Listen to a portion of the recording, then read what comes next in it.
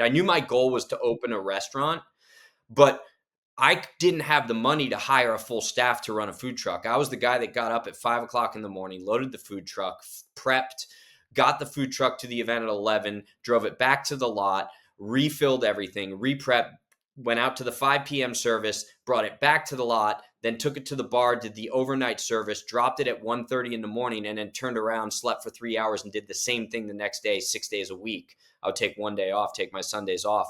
And doing that over and over and over again, knowing that there's a much longer goal to it, but you got to put in the time. What's up, ladies and gentlemen, boys and girls around the world? I'd like to welcome you back to the Real Talk with Zuby podcast. On today's episode, we've got on another brilliant guest. This is Andrew Gruel. He is a chef and restaurateur. Welcome to the show, man. Thank you so much for having me. I really appreciate it. Awesome. Andrew, I think a lot of my audience will be familiar with you and your work, but for those who aren't, please give them a little overview. Chef Andrew Gruel. I'm based out of Huntington Beach, California. I am a restaurateur, a blabbermouth on certain media outlets, and I'm a family guy, right? Family of four. We run the businesses together. I'm pretty active on social, just putting my life out there and showing everybody the ins and outs about who I am. Awesome, man. How did you get into the world of food and media? I love food, and that's really what kicked it all off. And I think everybody's got a similar statement in that regard. Started working in restaurants when I was younger, 14, 15, first job. Ultimately went to college for something completely unrelated to food and restaurants. However, I was constantly spending all my time in restaurants, continuing to work, but really then getting into the environment of food and understanding how the business works. So a couple years in college, I realized, oh my gosh, I got to spend all my time doing this. Left college and then started to do apprenticeships throughout the United States, and then went back to school to get my culinary arts degree, and then subsequently my kind of food service management business degree. And that's where it all kicked off. So it was a bit of a jagged journey, but it all just stems from that love of food and the community surrounding food, right? I mean, I always tell people, what's the first place people go when they get to a party? They all end up in the kitchen. That's true. So how did you get into food? Was that something that your parents were really into? Were you cooking as a kid? What sparked that? No, I did not. I don't have that glamorous romantic story about growing up sitting on my grandmother's leg, rolling fresh pasta. I've got two working parents. I was kind of a latchkey child because they worked so much, which is great. They taught me about hard work and running a business, but it was almost out of survival. My sister and I would just home every night. And eventually I said, okay, enough of ordering pizza every single day. I'm going to start trying to do this myself. And I started watching a bunch of those old school cooking shows, Jan Can Cook, just public broadcast cooking shows, Dump and Stir, and I got obsessed with it. I would make a mess in the house, clean it up quickly before my parents got home, and just kept really trying to put something together that worked. Learned a couple dishes. Those became my foundation, 15, 16 years old. I got obsessed with food media because of those original cooking shows. I absolutely loved that. And I said my dream one day would be to end up on the Food Network. I never actually thought it would happen. And then it did. In 2014, I got involved with Food Network and, judged and hosted some shows. So that was an unbelievable experience. This episode is brought to you by Sambrosa, the best way to get your 8 hours of rest. If, like me, you sometimes struggle with nighttime restlessness and allergies, then Sambrosa night syrup could be a game changer for you. Sambrosa contains a natural base of 7 organic herbs, honey, and a small amount of antihistamine. It's effective and soothing with no harsh chemicals, no high fructose corn syrup, and no artificial flavors or dyes. I've been using Sambrosa for several months now, and I can personally vouch for its effectiveness when it comes to improving my quality of rest at night. I also love the fact that they're a family-owned company who share my values of faith, freedom, and integrity. My listeners can try Sambrosa today and get 10% off by going to sambrosa.com/Zuby10. That's SAMBROSA.com/Zuby10 for 10% off your order. Try Sambrosa today and wake up ready to embrace life's opportunities. Go to sambrosa.com/Zuby10 and try it out. Well, there's obviously a lot of stuff that transpired between those things and also since then. So talk us a little bit through that journey from being a kid who's interested in cooking, and then obviously you got you did some work, apprenticeships, and then you went back to college. You got your degree in what did you say? Culinary. What was that? Culinary arts, and then in food marketing and food service management. Okay, so how did you go from there to ending up on TV? Well, I think, what's interesting and one of the takeaways in all of this, and people always ask me, if I want to be a chef, what should I do? And I tell everybody, do not go to school, right? Until you know that's what you want to do. Get into the restaurant industry, figure out what you like. The great thing about the restaurant industry, unlike any other industry, if I wanted to be a programmer, right, I couldn't just get a job as a programmer, but I'd have to learn, I'd have to have connections, and likewise in law or any other industry. But in food, you can just get a job. You be a busser, you can be a runner, you can be a dishwasher. I mean, that's why so many people get into this industry to begin with. Get in, get your feet wet, and prove to everybody that you want to learn, and you'll accelerate pretty quickly. This is the one industry where if you've got sense of urgency and a desire to move forward, you will very quickly get promoted into a pretty big position. It's not about tenure, it's not about degrees, any of that. So that was kind of how I worked my way through. I didn't go back to school to get my culinary arts degree until I was 21, and I didn't go back to my business program until I was in my mid 20s while I was working full time. So it's about that hard work, that perseverance, but figuring out what you want to do and actually going and trying it on for size. I think that's a key takeaway. The interesting story about me getting on TV in regards to Food Network, I was running food trucks. That was how I same situation, right? I wanted to open a restaurant. Nobody was going to give me the money to open a brick and mortar. So I said, I'm just going to go figure out how to do it myself. I went down to a local food truck lot here in California and I paid some guy. I said, how much you make a week? He's like, I make about $1,000 a week. I said, I'll give you $2,000. Let me borrow your food truck. It was just one of those taqueria trucks that hit the construction lots. And I'm going to drive around and try and make more than that. And it became a huge success. The next week I went back. I said, here's $5,000. And I had an opportunity to actually feed the crew at a filming of I think it was like Adam Richman. He used to do that Man versus Food, those challenges. And I went to go feed the crew and nobody showed up there. And the production company was upset and everyone was like, oh my gosh, this is a bust. So I fed the crew, met Adam Richman. It was the coolest thing in the world. And about 4 months later, the girl who was running the event, who everybody took advantage of and walked all over, she called me and she was like, look, you're the only person that stuck through. You treated me well. You treated all of our workers really well. Somebody's asking me for a recommendation for a show, and I want you to be the one to go on it. So I actually went and did this little, 1 or 2 spot on a show, and then that parlayed into a much bigger show, and then ultimately being a judge on it. The name of the show, the first show I did with Food Network was Food Truck Face Off. So I always tell everyone that story because I think it's important. If you're kind to people and you do the right thing, it's always going to pay off. Yeah, that's a very important lesson, and I think that I think we've been sold. I mean, people get sold a lot of false narratives, but I think one of the big lies that exists in the world that's a pretty common belief is that in order to be successful, that you have to, it's a dog eat dog world and you've got to kind of mistreat people. And therefore, everyone who's achieved some type of success deep down, they're mean or they're an a-hole and they've, kind of like scammed people or they've done this. And I'm just like, I think the opposite is more true in my experience. Are there some people who are materially successful who have, robbed people and scammed people and had bad ethics and stuff?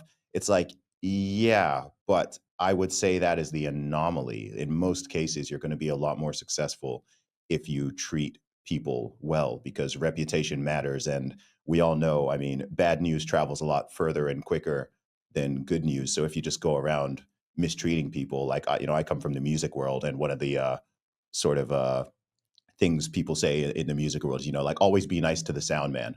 Like if you're doing live events, be kind to the sound man, be kind to the people working behind the bar, be kind to the security, like all the people. They say sound man because he can really make you sound terrible, right? So he can get his Yeah. but it's just true. And just with, fans, supporters, anyone who's there, a lot of musicians have this sort of reputation of, whether it's with their own fans or it's with venues or whatever. And even some really big artists. There's some big artists out there or who, yeah, they kind of have just this terrible reputation of being complete divas and mistreating people. And maybe at that level, you can sort of get away with it because you're just such a cash cow. But I think there's probably a lot of sort of lower and mid tier artists who their attitude stifled them far more than yeah, it stifled them far more than their talent, perhaps, because with small and mid-sized venues, like if you go there and you treat people badly, like they won't invite you back, like they won't want you to play another gig there. So yeah, just reflecting on that from the perspective of my world as well. Yeah, it's always, I tell people, like, if there's one kind of mantra that I've learned in, and I say the business world, right? People are like in restaurants, it's really all just business and interactions with people, but it's such a cliche, but just doing the right thing.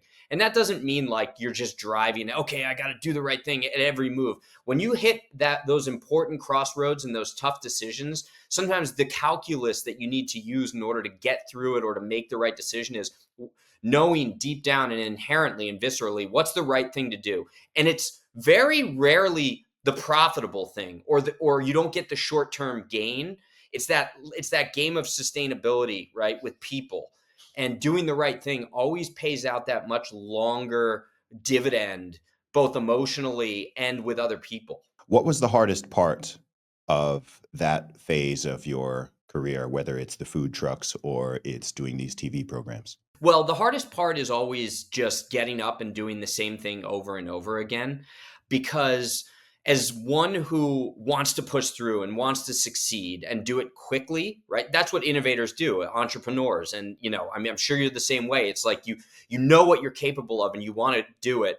And a lot of times it just takes that repetition, doing it 1,000 times over and over. So there's this mental breakdown that needs to occur where you become almost mindful of the process versus the end goal. And you want the end goal to be there because you need to know what that is. You need to know where you're going to, but you then have to stop and you have to just do the same thing over and over again. So for me, it was like with the food truck, right? I knew my goal was to open a restaurant, but I didn't have the money to hire a full staff to run a food truck. I was the guy that got up at 5 o'clock in the morning, loaded the food truck, prepped, got the food truck to the event at 11, drove it back to the lot, refilled everything, re-prepped, went out to the 5 p.m. service, brought it back to the lot, then took it to the bar, did the overnight service, dropped it at 1:30 in the morning, and then turned around, slept for 3 hours, and did the same thing the next day, 6 days a week. I would take one day off, take my Sundays off.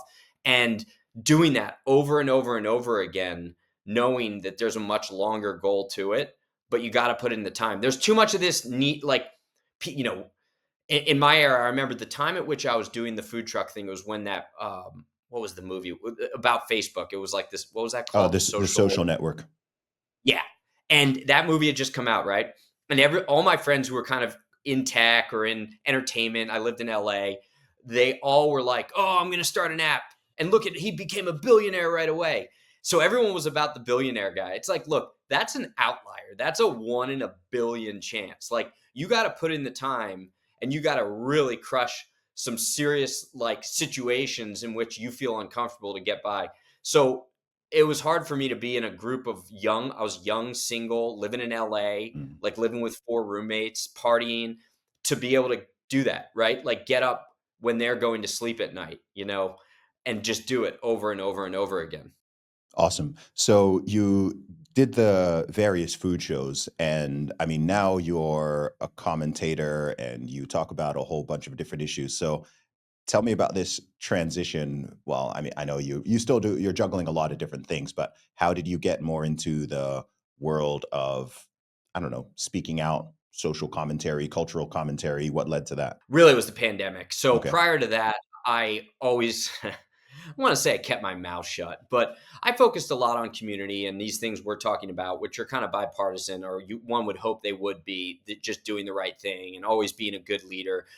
Much of my stuff was much more broad in the business world, but when the pandemic hit, and I'd been involved in politics peripherally, like I volunteered, I was in Model UN, youth in government, I know civics, right? Like studied politics and philosophy all through my first 2 years of college, but was never involved or actively vocal about it. And then when the pandemic hit in California, it was like, enough of this. Like, I need to speak on behalf of these restaurants. And once I started to speak out, the backlash instantaneously was so intense that actually encouraged me. I was like, oh, okay, you want to go there? Because I quickly became the stupid line cook. It was like, Yeah. shut up and cook, So it's like, That's a challenge to me. Oh, so because I'm in restaurants, I don't have a brain? It's like, no, it's actually quite the opposite. Restaurants house some of the most brilliant minds out there, and I'm gonna explain to you why.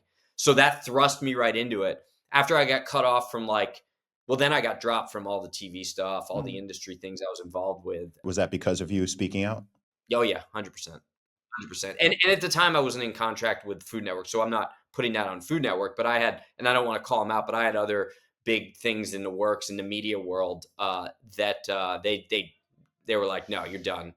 So I somehow, of course, what corner do I end up in? Fox News started putting me on a lot more, and a lot more of those kinda, like, freedom-focused outlets. So that was it. Like, I wasn't out there knocking on their door and saying, like, "Please, please pick me." It just naturally happened.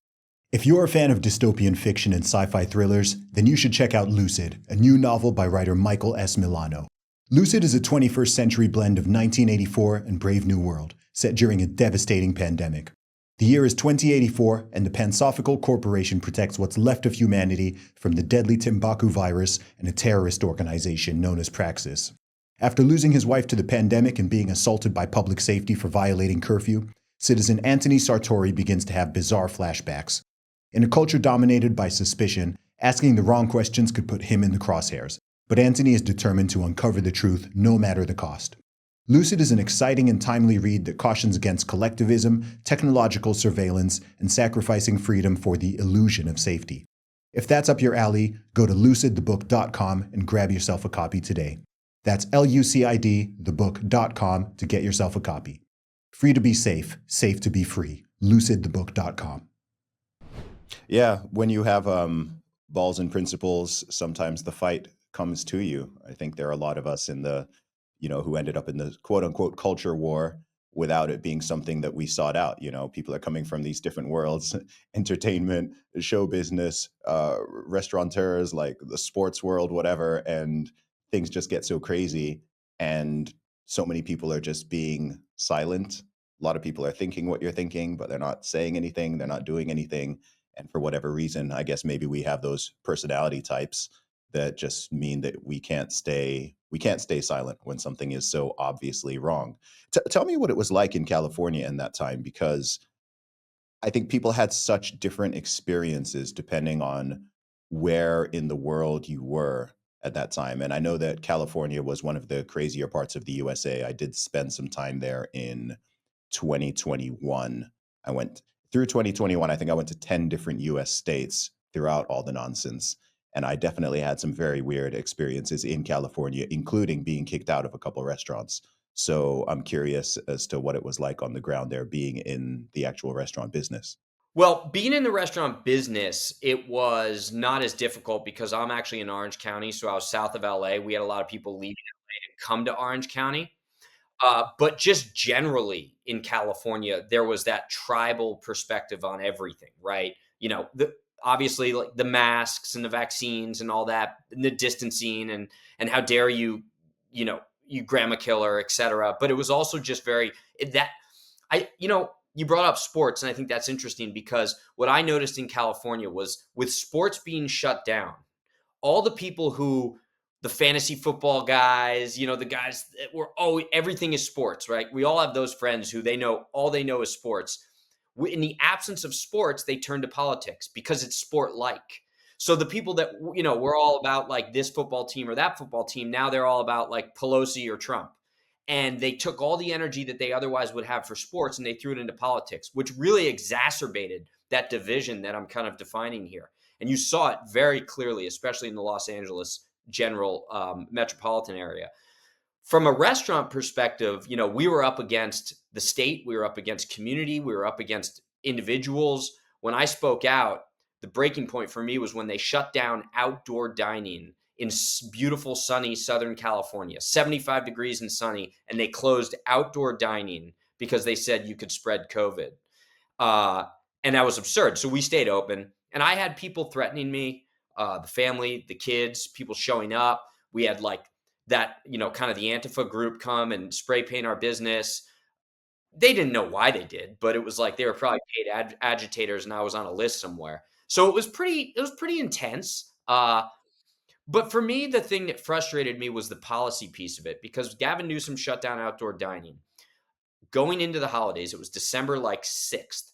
And all these people got fired from their jobs in the restaurant industry because that was the last hope was like outdoor dining. Just to be clear, Andrew, is this 2020 or 2021? This was December of 2020 going into 2021. So it was like that second wave, if you recall. They shut down outdoor dining. All these people lose their jobs. So we start bringing all these employees on that we couldn't even afford, frankly.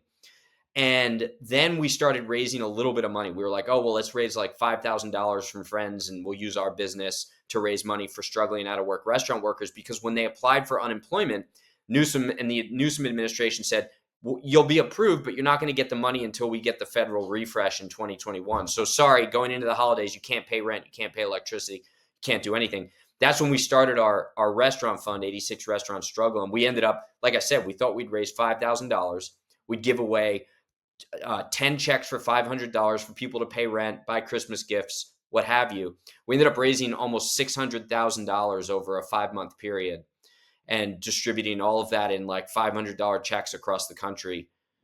Christmas Eve, I was driving around we had a newborn. I was driving around with me, the newborn, all the kids, literally handing checks to people's landlords to pay their rent going into the holidays. Well, tell me a little bit more about, I mean, you mentioned that you faced, obviously there was backlash, but you mentioned there were even threats. I mean, I can believe it, but it sounds kind of crazy. So can you just like talk me through that a little bit more? Like what happened? Yeah, so it's always subject related. So when we stayed open, we got the threats from just the general COVIDians that were like, you're crazy, you're killing grandma, you're a public health risk, your restaurant should be shut down, we're going to boycott you, all that basic stuff, right? Like that doesn't scare me at all.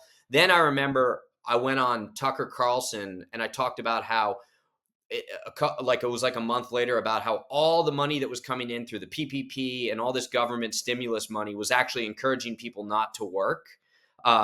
And that's when I started getting hit by the more kind of socialist groups that were like, you're a bad business owner. Like we're coming after you. We're targeting you. We're going to, watch your back. Like we know your address, posting my address, showing up at the place of business, because they're an organized group that tries to educate via fear, right? And I say educate loosely, I'm being sarcastic. And they try and scare you into shutting up. Isn't that called terrorism? Yeah, it's called terrorism, exactly. I, I mean, it does. This is political, I guess. So, how do you think we got to a stage? I mean, I'm looking at what's even going on right now as we record this in the USA, and I sometimes wonder, how did we get to a stage where a large chunk of people on the left, whether they are politicians or they are just everyday people, have become so pro-establishment, right? They've gone from, fight the man, fight the power, fight the machine, to quite literally being sort of mouthpieces and enforcers of the most corrupt, like they're the most corrupt administrations and sectors of the population. It's been such it's so odd to me. Like during that whole period I refer to personally as the scamdemic, I was just sort of mind blown when, you had these people going out and, Team Pfizer and Team Moderna, and they're all pro big pharma. And even in the world of music and entertainment, people who you might have thought previously were like, they had certainly the image of being rebellious, and they're having vaccine passports at their concerts, and they're forcing the mask mandates, and they're using their social media to put people on blast who are not going along with all this thing. How do you think that switch happened? And I say that especially because someone who spent a lot of time in California, which is known as one of the most sort of liberal and progressive places on earth. I don't know what those terms mean these days, but it does seem like there has been an actual change. Well, we were at ground zero, so I got to see the wave building, right? The tidal wave before it crashed all over the rest of the country and subsequently the world. I think what happens, I look at this as any kind of social movement. There's always two groups of people, right? You've got like the useful idiots who are just repeating the narrative and the propaganda. And then you have a few people at the top who are just the ones that are like distilling all of that information for their own gain. I think about the incentive structure. What's the incentive structure there? And the incentive structure on behalf of all these people, it was just power, right? Fear is so addictive because fear begets power. And when power is in the hands of those people who want to get more power and are especially within the context of the government, then it's a real opportunity that they don't want to miss out on. So, like a restaurateur, if I'm moving into a holiday, it's like, oh, we got to make all of our money during this holiday. If I'm in the government and I want bigger government and there's something happening in which a lot of people are fearful, it's like, well, we have to take advantage of this opportunity as quickly as possible to get as much power, and then we won't give it up, right? So that's what I think the incentive structure was there. And with power comes money, right? So some of those people within that power structure were obviously motivated by money.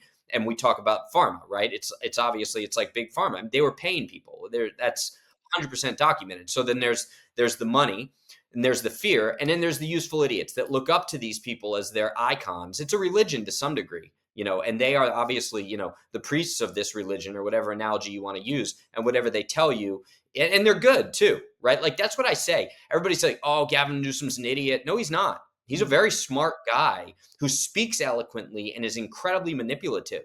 And he's brilliant at what he does because he's able to get so many people on board to turn the other way, even though they see him dining at French Laundry and breaking his own rules. And he says, no, that's not happening. And they're like, okay, you're right. That's not happening.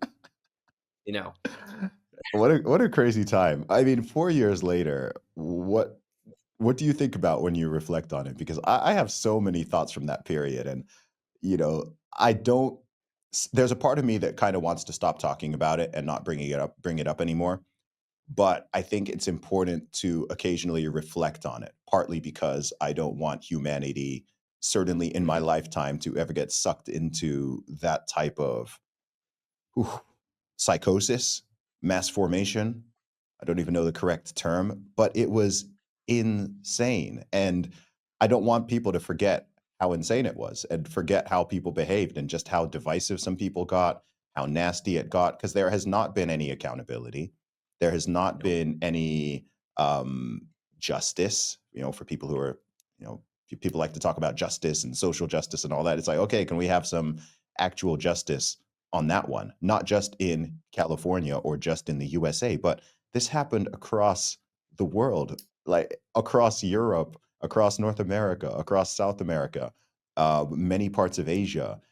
It's like outside. I mean, most African countries didn't do all this nonsense. I think South Africa did, but most of them were just like, is it worse than malaria? No? Okay, carry on.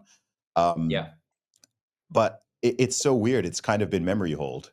And I don't think we should allow that to happen. I think it's important to, at a minimum, remind people and see what lessons we've learned. So 4 years later, we're in a very different timeline, it looks like. And it looks like we're on a very different trajectory. But what do you think and feel as you reflect on it? Doesn't feel like 4 years. It feels like yesterday to me, and I'll make sure that remains the case. And obviously, I'm not out there talking about it every day because I think that then it becomes a trite message. However, we need to remember what happened and how quickly so many people were willing to turn on not just their neighbors, but their friends and family. And we're still seeing that. And you're right, there has not been a reconciliation in any degree about all of the things that people were doing and saying, et cetera. The vaccine stuff especially is insane, that people were just willing to throw people out of restaurants, families, kids, if they didn't have a vaccine card, how easily they were willing to throw people's careers away if they didn't get vaccinated and they wanted to protect themselves. And now we know for 100% fact that all the things that we were told about the vaccine either weren't true or were marginally true. I'll give them credit, right? Although I don't believe that. But the most important was this vaccine was going to save everybody from COVID. You couldn't spread it, et cetera. That's all not true. And we're seeing the side effects of the vaccine that are clearly documented. And nobody's saying, oh my God, I'm so sorry. I can't believe that we did that. Instead, they're saying, let's just move forward. It was a mistake. At the time, we were fearful, right? You see how fear is always the scapegoat here. But I think the thing that's important as we analyze it is what really happened. And I think that the governments, some intentionally and some just by virtue of being followers, they were vaccinating our minds. And they were vaccinating our minds from the ability to think critically. And that's what happens when you see any type of kind of authoritative or autocratic revolution is that they're vaccinating your mind to remove your ability to think critically. Americans are known to be able to think critically based on our history, and many other people in parts of the world in which freedom is the central focus of their daily lives. So many people lost that ability to think critically and to question things, question the government especially, that now we've moved into this time 4 years later where their minds are still vaccinated from critical thinking. They're immunized. The immunology of the brain now is just, I will do whatever the government tells me to do. So that leads me to believe that this was phase one. And I know that could sound conspiratorial. I'm not saying there's somebody in a lab right this very second waiting to release phase two. But in the event that there is a phase two, they know what worked and what didn't work. And I think they'll double down. I don't think anybody's learned their lesson in that regard. Okay, let's talk a little bit more about that. Hypothetically, what would that phase two look like, do you think? It could be a conflict, human on human, i.e. a war, or it could be some sort of another outbreak. I think there could be obviously like, and I'm not saying this in the event, I'm not saying this to justify climate hysteria, but let's just say that there was a tsunami, right? Like unrelated to what they want to say is climate change, just like we saw the tsunami, 10 or 15 years ago, right? So we have these natural disasters as we saw with the fires, and those things can lead to more of what we saw during COVID, but just in a more aggressive manner. Take the wildfires here in Los Angeles, right? They looked at that and are still looking at it as an opportunity to rebuild, to reimagine Los Angeles, as opposed to, hey, we screwed up. And the reason why it was so devastating was because we didn't have water. We didn't get our shit together. We didn't put the right people in place in order to stop this fire. And now Newsom's talking about affordable housing and jamming in and rebuilding these cities the way that they envision them in this communist utopia, getting money from the federal government, which is going to have no strings attached to it, while simultaneously trying to sue the Trump administration. You see, so in a matter of 3 weeks, they have moved so quickly, and they have kind of centralized the propaganda machine in California that we're actually seeing some of this crazy stuff happen. It's not 3 months, it's 3 weeks. So they've learned their lessons, and I think we'll see that on a grand scale. Okay, I'm curious to learn more about these California fires because I don't live in the States. I'm a distance from it, but obviously with social media and even traditional media, I saw a lot of images and videos and was talking to some people in real time as it was happening. Now that it's a couple weeks past that, do you have any insight on what actually happened? Because I haven't yet spoken to somebody on the podcast about that. So if you have some insight you could share, it would be interesting. Yeah, SoCal Edison came out today and said obviously some of their equipment might have triggered one of the fires. You've got arsonists that have triggered some of the other fires. Arson and equipment malfunction on behalf of the big public utilities that are basically in the pocket with the California government. So that's what I think it's going to come down to in regards to the investigation as to how the exact fire started. And then there was arson popping up all over the place afterwards, right? All the way down south to San Diego and as far north above Ventura County. So you've got the arsonists, you've got the looters that came in, all right? And then you've got the government ineptitude. I call this an ineptocracy, right? Depths of ineptitude, where they didn't have water for the fire hydrants. They couldn't fight the fires because they didn't have the water. So that became a big political football. And then the fact that they didn't even have the bodies within the fire department to fight the fires because they'd already defunded a lot of the fire department. And then you can bring DEI into it. They talked about, once again, right, like their main focus in LA was like DEI in the fire department. So you had people that perhaps weren't as skilled and didn't have the experience. Wasn't about merit, right? It was about identity. So you have the cornerstones of progressivism in the United States all popping up suddenly in response to the fires. But now, right, or not in response as a result of the fires, but now in response, what we're seeing from the government is unbelievable because they're not saying, we're going to help you. We're going to get you money. We're going to get things taken care of, right? Like it's this long extended plan of who's going to permitting and what companies are now going to get paid off in order to do all the cleanup and how can we reimagine, I keep using that word because that's a scary word, propaganda. How can we reimagine these communities to rebuild them? So it's It's the typical means by which the government takes advantage of a tragedy to their own political benefit. Yeah, it's so weird. I mean, I find California as a weird place in general, particularly as an outsider. I've been there many times, and I think LA and San Francisco are two of the strangest cities I've been to, and I've been to well over 100 around the world.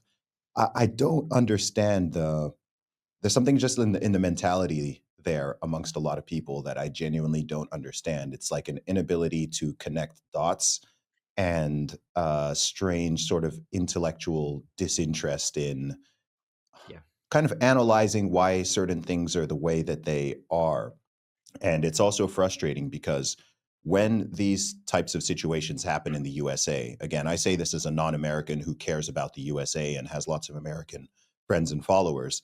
There seem to be so many situations that happen in different states in that nation. And it seems like an incident will happen and it'll be massively in the news. It'll be all across social media. I'll be seeing, from thousands of miles away, I'm seeing and I'm hearing about it.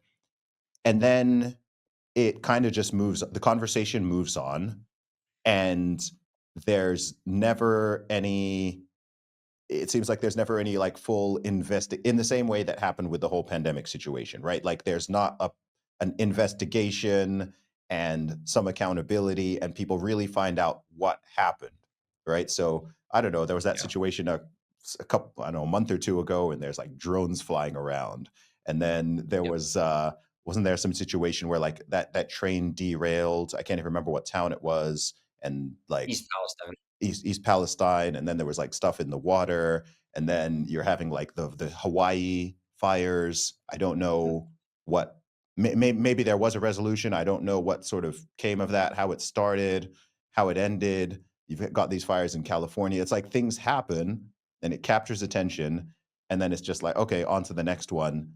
And people just move. And I'm like, wait, hang on, hang on, hang on. Like, can we get to the bottom of some of these things and get some answers? I mean, we can even think of things that happened quite literally decades ago, um, and we still haven't gotten to the bottom of, hey, what happened there? Why are those documents still sealed up? Hey, Jeffrey Epstein, what happened? What happened there? Again, it was all in the media. Everyone's like, Epstein didn't kill himself. Da da da. Like, it's like, oh wow, okay, maybe we're gonna finally find out what really happened here. And it's just like, nope, just move to the next thing.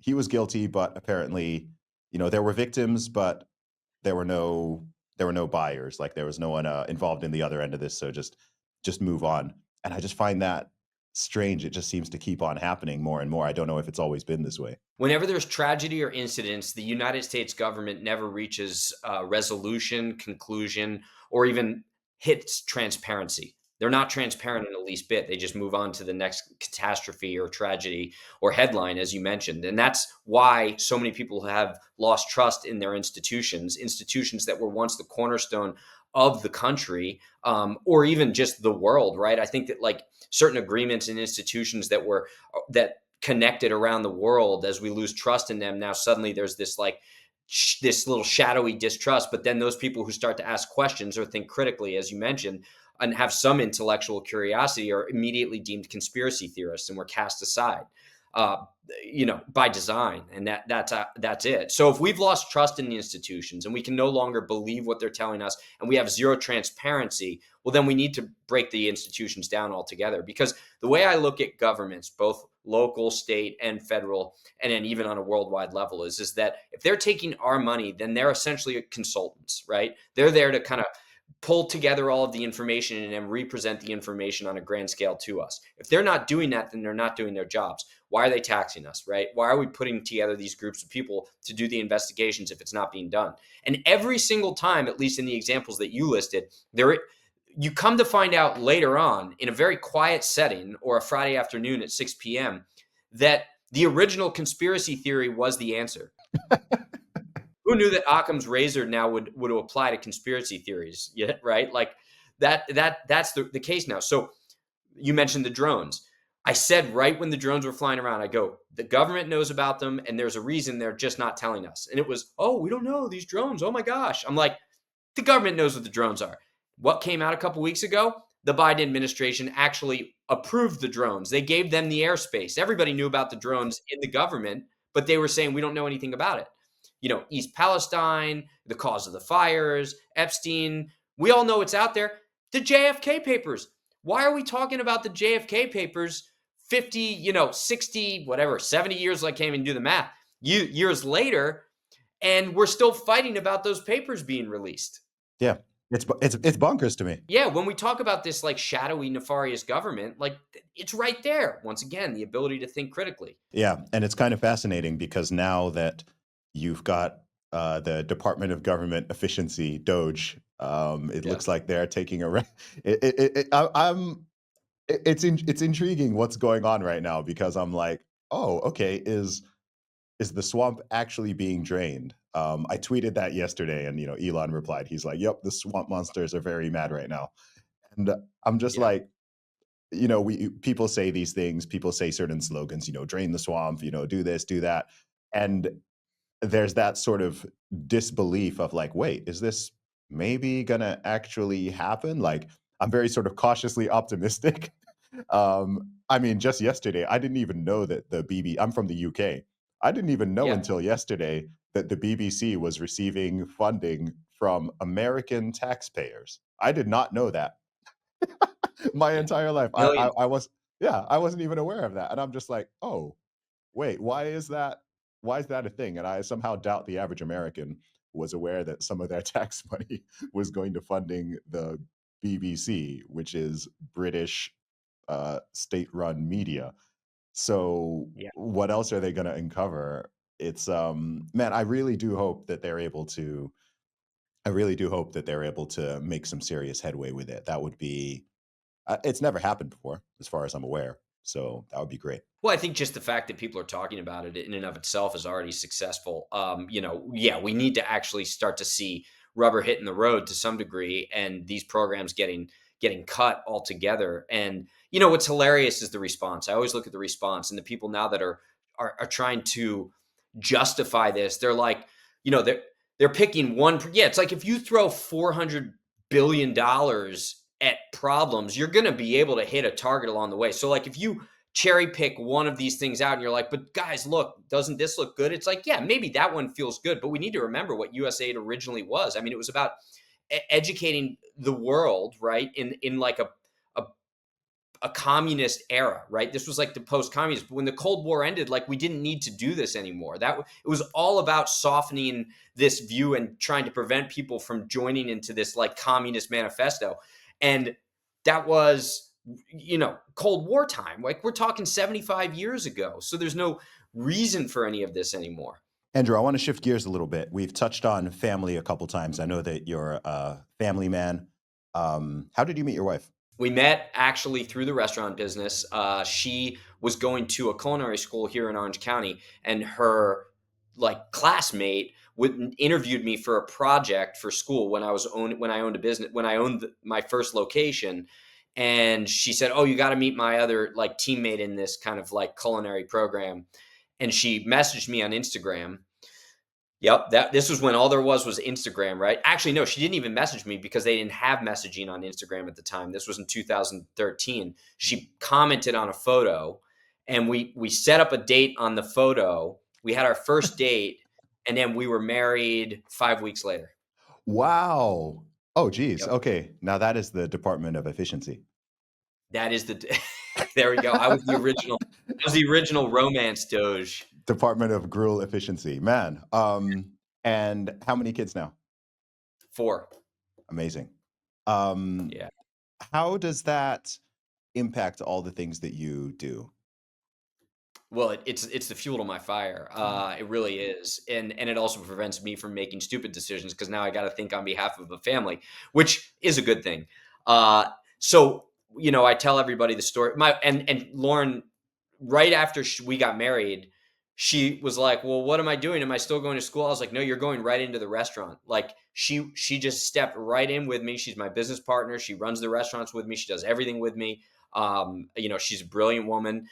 The kids are involved in the restaurants. So we're not just a family of 6, like, we're a business of 6. We do Mm. absolutely everything together. So there's no division. Like, I don't come home and be like, "How was your day?" Instead, we're talking about so and so didn't show up for work. But when all that stuff happened during the pandemic, I remember it was all coming in so hard, like the media and the threats and the hate and the business. And we took 2 days and we had like a staycation. We just left the house. It was like all of us and the kids. And I remember Lauren we were sitting back, we were having a glass of wine, and we don't even really drink that much. So it was like one of those situations, right? And she's like, and I said to her, I go, should I slow down? Like, is this too much? And she was like, F no. She goes, double down. You're moving harder. Like, she was behind me. Like, what are you doing? Lift up your skirt. Like, you're not slowing down. That's the type of partner you need in life, right? Like, she is the wife that is there to say, like, faster, harder, go, go, go. I got your back. That's awesome, man.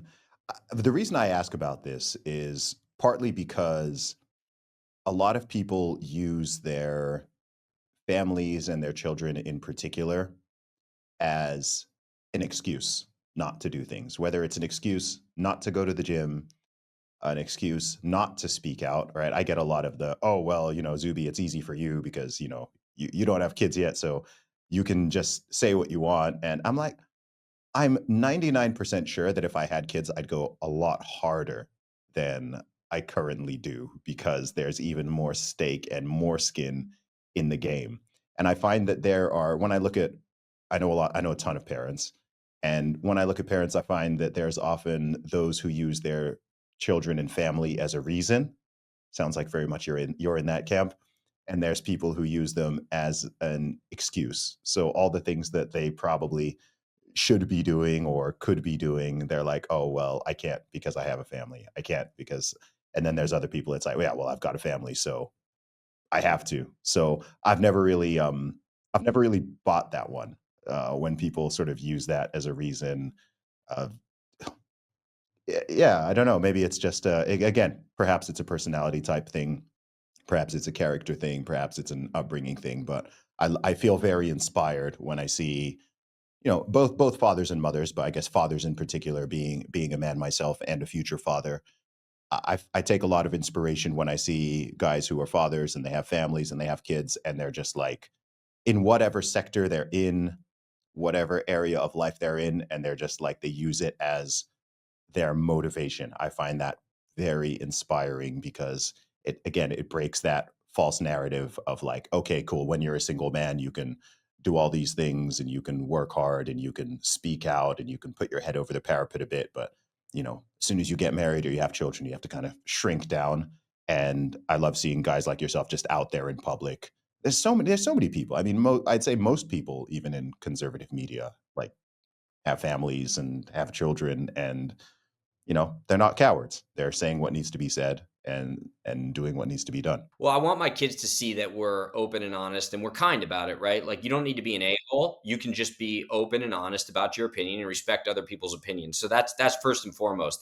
They need to be able to see that we can push back, but we can do so in a congenial manner, right? Like, it's that simple. Etiquette does exist in this world, and I think that's something that needs to be reminded to perhaps some people sometimes.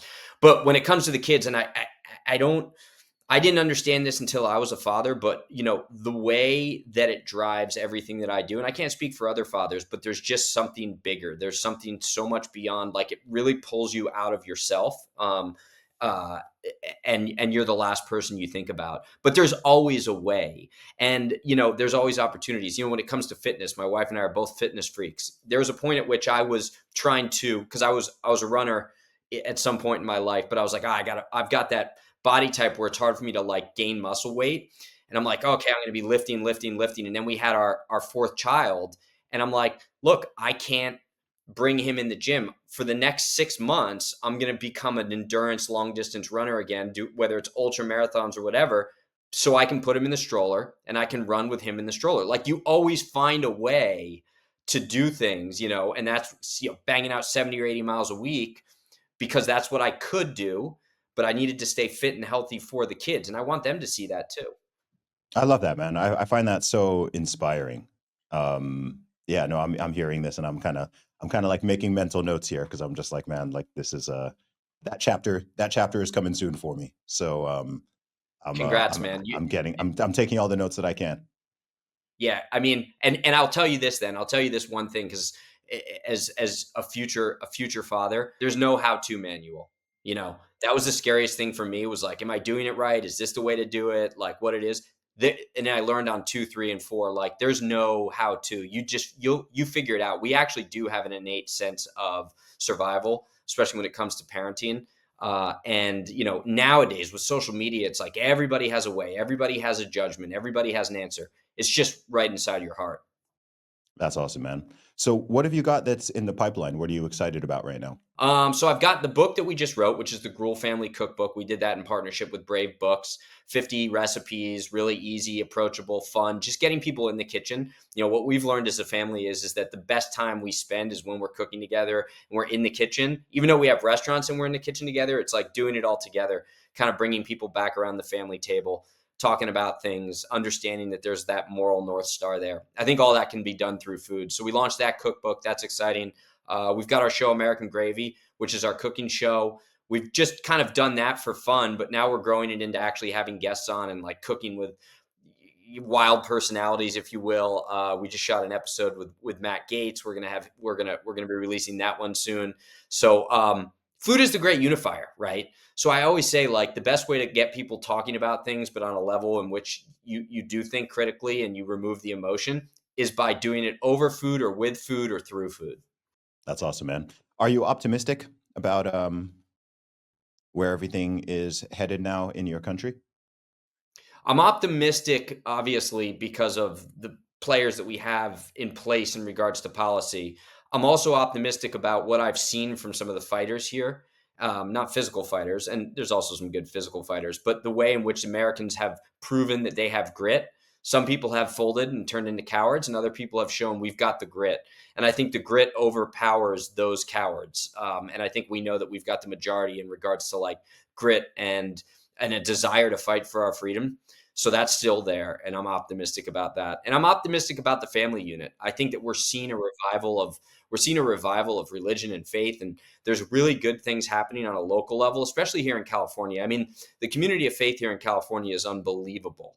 It really, really is. So that's optimistic. Okay, tell me a little bit more about that because I'm not so familiar. Well, I mean, people think of California as this atheist, like communist state with no, no religion. That's really not the case at all. I've seen so many people who have even converted and have been saved and have been recently baptized and have found their way through the church that I think is like very unexpected, especially here in California. And naturally, we see it because we're involved to some degree in that community. My wife especially, but it goes beyond that. We see it in the restaurant. I have 300, 400 people that come through the restaurant every single day. We're getting a really good capture of like the everyday person. We're not a stuffy restaurant. We're approachable, affordable. And I think that that's been one common theme and thread I've seen amongst most of the people that have been coming through. That's awesome, man. Well, that is positive. And next time I'm in California and I'm in that region, I do still need to check out that restaurant, man. Yeah, please do. We got it ready for you. We'll roll out the culinary red carpet. We'll drop the balloons. Amazing. Where can people find and follow you online, Andrew? At Chef Gruel on X. I'm on Rumble at our cooking show is American Gravy, or just search up Andrew Gruel. It's on there. YouTube at Andrew Gruel. I'm on Instagram at Andrew Gruel as well. And then my website's www.chefgruel.com and www.americangravy.com. It's all out there. Awesome, man. Andrew, it's been a pleasure to finally talk to you, man. Thanks for coming on the show. Thank you for having me. I really appreciate it. It's an honor.